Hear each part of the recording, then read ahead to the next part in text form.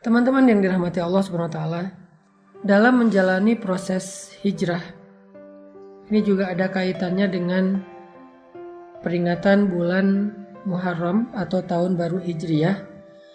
Walaupun Nabi itu nggak hijrah di bulan Muharram sih. Nabi hijrah itu di bulan Safar dan Rabiul Awal. Cuman bulan Muharram ini sering dijadikan sebagai momentum memperingati peristiwa hijrah. Karena memang sejak terjadinya hijrah, Islam menggunakan peristiwa ini sebagai penanggalan dalam sejarah Islam. Sehingga kita mengenal dengan istilah tahun baru Hijriyah. Jadi tahun Hijriyah itu adalah tahun yang diambil namanya dari peristiwa hijrah. Sehingga pada bulan pertama dari tahun Hijriyah yaitu bulan Muharram, umat Islam menjadikannya sebagai momentum dalam memperingati peristiwa hijrah. Jadi bukan berarti hijrah terjadi di bulan Muharram. Saking pentingnya peristiwa hijrah ini, sampai kaum muslimin menjadikannya sebagai nama tahun, yaitu tahun Hijriyah. Karena kebiasaan orang Arab dulu itu menamakan nama tahun dengan nama peristiwa-peristiwa besar yang terjadi. Misalnya tahun gajah. Itu tahun ketika Raja Abraha dari Ethiopia menyerang kota Mekah dan dia dihancurkan oleh pasukan burung ababil. Sehingga tahun itu dikenal dengan nama tahun gajah. Tahun-tahun berikutnya dikenal dengan nama tahun gajah 1, tahun gajah 2 dan seterusnya. Ketika Nabi SAW kehilangan Sayyidah Khadijah, Abu Talib juga wafat, maka tahun itu dikenal oleh para sahabat dengan nama Amul Huzni, tahun duka cita. Ini menunjukkan bahwa ada kebiasaan orang Arab itu menamakan nama tahun diambil dari peristiwa yang besar yang terjadi dalam kehidupan mereka. Nah, teman-teman yang dirahmati Allah SWT, kalau kita ngomongin tentang hijrah yang memang bertepatan dengan apa yang sedang kita alami sekarang, sebagian besar dari kita ini mungkin baru berhijrah. Ada yang hijrah status. Hijrah status itu dari pacaran jadi nggak pacaran. Ada yang hijrah pekerjaan, dari yang riba meninggalkan riba. Ada yang hijrah penampilan, dari yang nggak berhijab sekarang sudah berhijab, Masya Allah. Ada yang hijrah perilaku, dari yang tadinya marah-marah, emosi sekarang lebih kalem. Dan banyak lagi varian-varian dari hijrah kita yang intinya dari yang buruk kepada yang baik. Dalam proses hijrah ini, apapun varian dan bentuk hijrah kita, maka ada satu sunnatullah yang berlaku kepada semua orang yang berhijrah.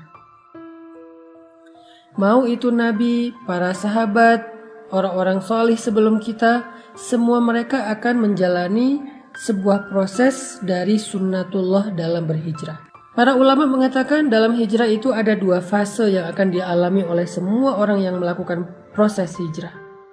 Fase yang pertama kata ulama adalah fase ibtila, dan fase yang kedua adalah fase tamkin. Apa itu fase ibtila? Ibtila itu dari kata bala yang kemudian menjadi bahasa Indonesia bala. Artinya ujian. Maka nanti teman-teman bisa ngecek di dalam Al-Quran, yaitu surat Al-Ankabut ayat pertama, kedua dan ketiga. A'udzu billahi minasy syaithanir rajim.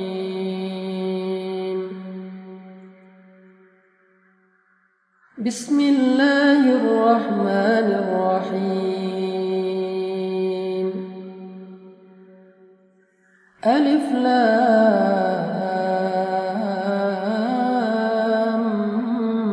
Mim.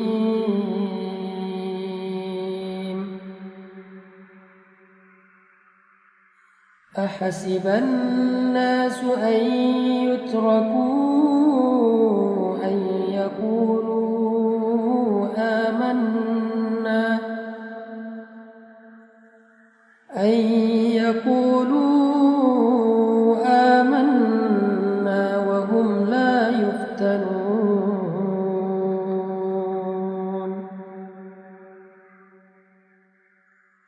وَلَقَدْ فَتَنَّا الَّذِينَ مِنْ قَبْلِهِمْ فَلَيَعْلَمَنَّ اللَّهُ الَّذِينَ صَدَقُوا وَلَيَعْلَمَنَّ الْكَاذِبِينَ.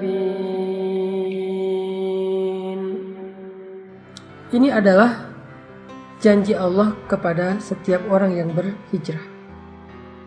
Orang yang mengatakan saya pengen berubah. Orang yang mengatakan saya pengen beriman. Orang yang mengatakan saya pengen bertaubat. Orang yang mengatakan saya pengen ninggalin riba. Orang yang mengatakan saya pengen ninggalin pacaran. Lalu Allah mengatakan, hasiban nasu ayyutraku ayyaqulu amanna. Apakah mereka manusia mengira akan dibiarin aja mengatakan hal-hal itu? Ini pernyataan dari Allah dalam bentuk pertanyaan. Jadi Allah menyampaikan sebuah berita bentuknya pertanyaan, kayak sindiran gitu. Seolah-olah Allah pengen ngasih tahu, emang kalian pikir dengan udah berhijrah udah selesai, Allah nggak akan nguji lagi. Harus ada fase ujian yang dilewati, namanya fase ibtila. Dan ternyata itu bukan hanya kita alami sendiri, tetapi orang sebelum kita pun mengalami hal yang sama, padahal mereka lebih baik dan lebih soleh daripada kita. وَلَقَدْ فَتَنَّا الَّذِينَ مِنْ قَبْلِهِمْ فَلَيَعْلَمَنَّ اللَّهُ الَّذِينَ صَدَقُوا وَلَيَعْلَمَنَّ الْكَاذِبِينَ. Dan sungguh kami sudah pernah menguji orang-orang sebelum mereka, sehingga Allah tahu siapa di antara mereka yang benar, yang jujur, dan siapa di antara mereka yang dusta. Bilal bin Rabah, ketika beliau masuk Islam, Allah mengujinya, ketahuan lagi sholat oleh tuannya, sehingga akhirnya beliau disiksa oleh Umayyah bin Khalaf dengan penyiksaan yang luar biasa. Asiyah istri Fir'aun, ketahuan sudah beriman kepada agamanya Musa, langsung disalib di pohon korma oleh suaminya sendiri sampai wafat. Begitu juga dengan sahabat-sahabat yang lain, orang-orang soleh yang lain, para anbiya. Ketika mereka berjalan di jalan Allah, apakah itu dakwah, apakah itu masuk Islam, apakah itu berhijrah, ketika mereka melangkah di jalan Allah, maka fase pertama yang akan mereka lalui adalah fase ibtila. Semuanya sama. Semuanya mengalami fase itu, fase ibtila. Cuman varian dan bentuk dari ibtila dan ujian itu yang beda-beda antara satu dengan yang lain, teman-teman. Jadi kita nggak sendiri. Orang yang lebih soleh dari kita pun mengalami. Kalau kita protes bilang, ya Allah kenapa saya? Enggak, bukan kita doang. Allah mengatakan di dalam surat Al-Baqarah, Am hasibtum an tadkhulul jannah walamma ya'tikum mathalul ladzina khalau min qablikum. Apakah kalian mengira, sama dengan surat Al-Ankabut, apakah manusia mengira? Kalau sekarang apakah kalian mengira? Apakah kalian mengira bahwa kalian akan begitu saja masuk ke dalam surga, sedangkan belum datang kepada kalian ujian-ujian yang pernah dialami oleh orang sebelum kalian? Jadi kalau tadi, apakah manusia mengira akan dibiarkan saja mengatakan beriman padahal belum diuji? Kalau sekarang, apakah kalian mengira akan masuk surga begitu aja padahal kalian belum diuji? Walamma ya'tikum mathalul ladzina khalau min qablikum. Padahal belum datang kepada kalian ujian-ujian yang pernah datang kepada orang sebelum kalian. Sama maksud dari ayatnya. Lalu setelah itu Allah menjelaskan 3 bentuk dari ujian. Ujian yang pertama kata Allah, Massathumul ba'sa. Mereka diberikan ujian fisik. Wad-dharra, mereka diberikan ujian harta. Wazulzilu, mereka diuji dengan ujian perasaan. 3 jenis ujian kata Allah. Tergantung dengan orangnya, kondisinya, bentuk hijrahnya. Dan Allah menggambarkan istilah ujian perasaan itu dengan kata-kata zulzilu, diguncang. Ini adalah fase yang Allah janjikan kepada semua orang yang berhijrah. Gak ada yang enggak. Semua ngalamin. Ada yang mengalaminya ujian fisik, lelah, sakit. Kalau sahabat dulu disiksa Ada yang mengalami ujian harta, ditipu orang, kelaparan, bangkrut, gak punya kerjaan, gak punya penghasilan, habis hartanya. Ada yang diuji dengan ujian perasaan, disakiti, ditinggalkan, dikhianati, dihina, dicela, dicemooh, digibahin, difitnah, dan seterusnya. Semuanya mengalami salah satu dari 3 ujian ini atau ketiga-tiganya. Saking beratnya ujian yang dialami oleh Nabi dan para sahabat, sampai mereka mengatakan, "Mata nasrullah?" Hatta yaqula ar-rasul walladzina amanu ma'ahu, "Mata nasrullah?" Kapan datangnya pertolongan Allah? Kapan kita keluar dari ujian ini? Kapan semua ini selesai? Kapan semua ini berakhir? Mata nasrullah? Nabi loh yang nanya, sahabat yang nanya, saking beratnya ujian mereka. Allah menjawab, "Ala inna nasrullahi qarib." Bukankah pertolongan Allah sudah dekat? Apa maksud Allah di dalam ayat ini? Maksudnya semakin berat ujian yang kita alamin, maka semakin dekat kita kepada pertolongan Allah, yaitu fase kedua dalam hijrah. Yaitu fase tamkin namanya. Fase ditolong oleh Allah SWT. Fase ketika Allah membukakan jalan keluar. Wa may yattaqillaha yaj'al lahu makhraja. Siapa yang sabar, yang taat, yang istiqomah, bertakwa kepada Allah, Allah kasih jalan keluar. Tapi sebelum Allah kasih jalan keluar, ada fase yang harus dia lalui, yaitu fase sabar, fase ujian. Itulah takwa. Karena takwa bukan sekedar ibadah, tetapi kesabaran dalam menghadapi ujian. Itulah fase yang akan kita lalui, atau yang sedang kita lalui buat sebagian yang baru berhijrah. Jadi ketika kita mengalami fase ibtila, fase ujian kayak gini, la tahzan, jangan berkecil hati. La tay'as, jangan putus asa. La taqlaq, jangan ragu kepada pertolongan Allah. Kenapa? Itu bukan tanda-tanda bahwa kita salah memilih jalan. Buat yang memutuskan pacarnya udah gak mau pacaran, tiba-tiba pacarnya jadian sama yang lain, atau malah menikah dan bahagia, sementara kita belum dapat jodoh sampai sekarang, itu bukan pertanda kalau kalian salah memilih jalan. Enggak.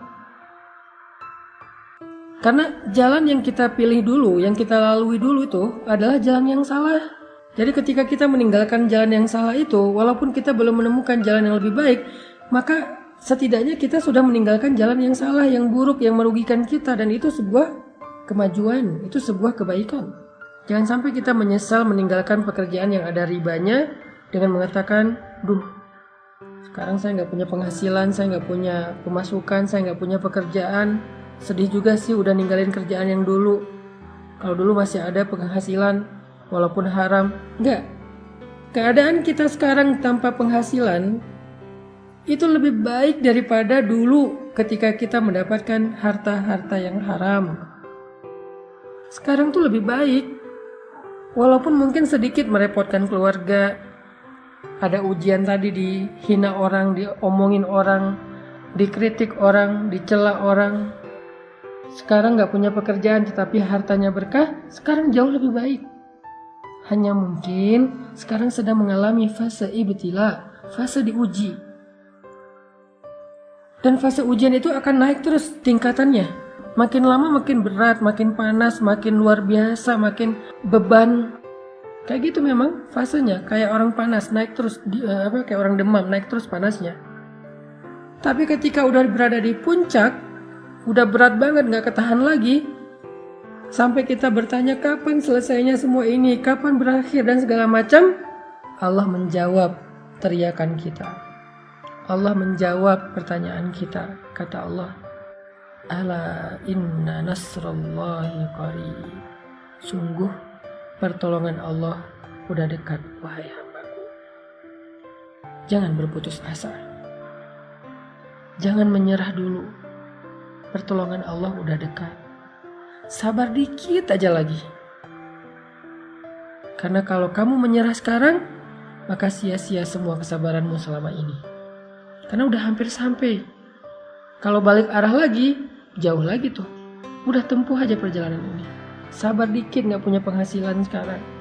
Sabar dikit kalau kita jadi single, jomblo sendiri, gak ada siapa-siapa. Di usia yang segini belum dapat jodoh. Dikit lagi. La taqlaq, jangan ragu sama janji Allah. Innahu la yukhliful mi'ad. Allah gak pernah ingkar janji.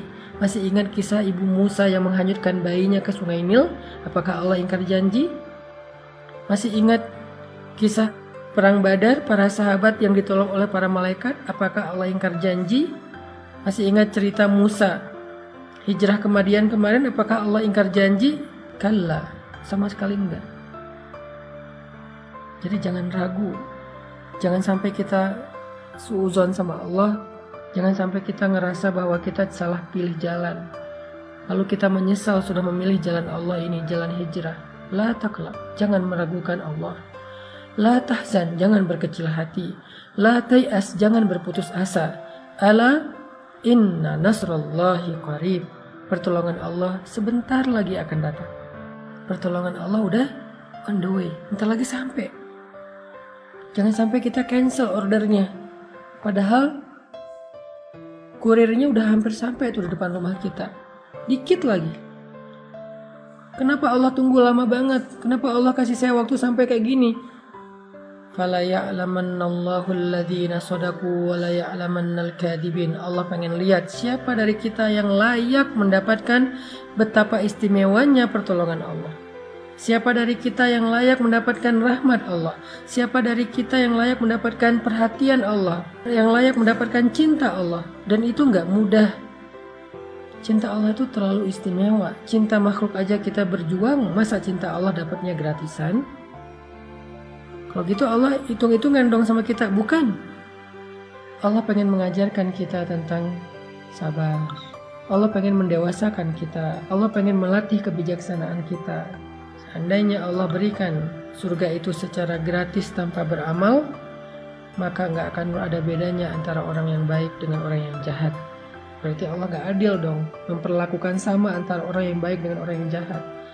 Orang menyakiti orang lain tetap masuk surga, pembunuh tetap masuk surga, yang mengambil hak orang lain tetap masuk surga, yang zalim, yang kejam tetap masuk surga. Kan nggak adil. Kebaikan Allah itu adalah ketika Allah bersikap adil kepada hambanya. Tetapi Allah selalu membuka pintu maaf, taubat dan ampunan bagi mereka yang mau memperbaiki diri. Sebanyak apapun dosanya, fala ubali, kata Allah, aku gak peduli. Kita harus memahami Allah itu secara utuh, gak boleh parsial. Jadi jangan putus asa, jangan berhenti berharap, jangan berhenti bersabar, jangan U-turn dulu. Pertolongan Allah itu dikit lagi sampai udah on the way, OTW udah. Allah juga berfirman, وَلَنَبْلُوَنَّكُمْ بِشَيْءٍ مِّنَ الْخَوْفِ وَالْجُوعِ وَنَقْصٍ مِّنَ الْأَمْوَالِ وَالْأَنفُسِ وَالثَّمَرَاتِ. Kami pasti akan menguji kalian, pasti. وَلَنَبْلُوَنَّكُمْ, pakai tasydid, penegasan. Pasti kami akan menguji kalian. Fase ujian, fase ibtila, fase sabar ini memang fase yang harus kita lalui semuanya, nggak ada pengecualian, termasuk para nabi yang lebih soleh daripada kita, termasuk Rasulullah yang lebih dicintai Allah daripada kita, kekasih Allah sekalipun melewati fase ini. Terus siapa kita untuk melangkahi, men-skip fase ini? Nggak. Semua kita ngalamin.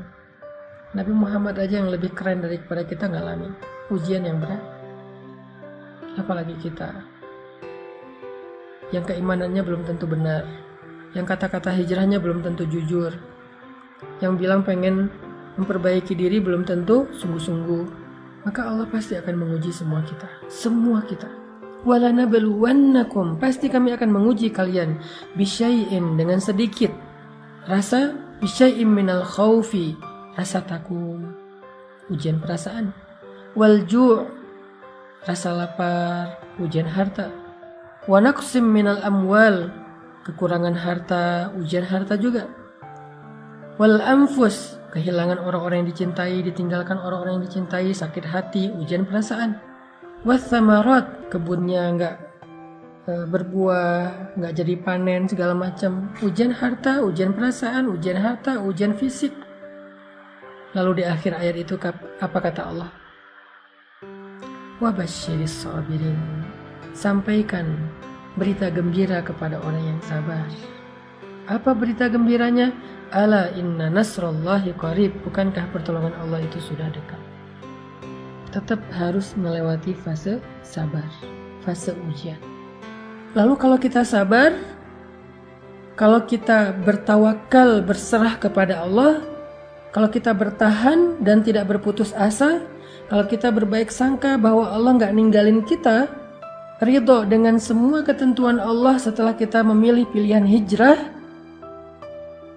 maka kita akan sampai kepada fase kedua, yaitu fase tamkin, fase nasr, pertolongan dan kemudahan dari Allah Subhanahu wa Ta'ala. Itulah fase yang kedua, yaitu fase tamkin. Di fase ini Allah berfirman, yaj'al lahu makhraja. Allah kasih dia jalan keluar. Wa yarzuqhu min haitsu la yahtasib. Allah kasih dia rezeki dari jalan yang tidak terduga-duga. Wa yaj'al lahu min amrihi yusra. Allah jadikan segala urusannya itu menjadi mudah. Wa yu'zim lahu ajra. Allah lipat gandakan pahala-pahalanya. Fase tamkin, fase ketika Allah menolongnya. Fase ketika Allah SWT memberikan kejutan untuk dia. Tunggu deh, Allah tuh gak pernah ingkar janji loh. Yang perlu kita kuatkan sekarang adalah kesabaran kita. Bukan mempertanyakan ada gak apa yang Allah janjikan. Itu udah gak perlu dipertanyain. Karena Allah gak pernah ingkar janji. Dan Allah Maha Kuasa untuk menunaikan janjinya. Gak ada yang bisa menghalanginya. Kalau kita kadang-kadang walaupun kita baik, bisa aja ingkar janji gara-gara emang gak bisa menunaikannya. Ada masalah, ada halangan. Kalau Allah gak ada halangan. Jadi kita gak perlu mempertanyakan apakah janji itu ada, apakah kejutan itu ada. Itu bukan bagian kita. Justru itu yang melemahkan kita. Gak usah ditanyain. Yang perlu kita siapin, yang perlu kita kuatkan itu adalah kesabaran kita sekarang dalam fase ibtila. Kesabaran kita untuk menunggu janji Allah. Ala inna nasrullahi qarib. Bukankah pertolongan Allah udah dekat? Kita kuatkan aja dulu kesabaran kita. Tunggu aja. Pasti Allah akan tunaikan janjinya. Pasti Allah akan kasih kita kejutan yang bikin kita senyum-senyum sendiri nanti. Ana inda dhanni abdi bi, kata Allah. Aku tergantung prasangka hambaku kepadaku.